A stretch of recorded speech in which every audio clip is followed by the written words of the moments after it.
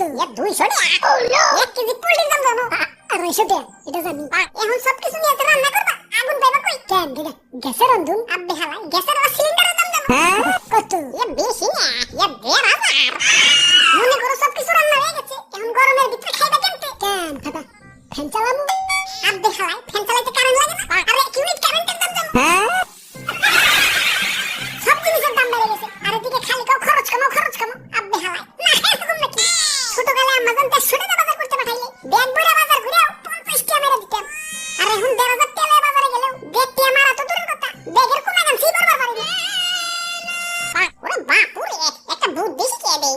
বাজার করতে গেলে বাজারের ব্যাগটা একটু ছোট দেখে কিনবা। তাইলে অল্প টাকাতেই ব্যাগ ভরতে পারবা। আমি তো শ্বশুর বাড়ি যাওয়ার সময় এই বুদ্ধি কাজে লাগাই। ছোট্ট ব্যাগে বাজার করে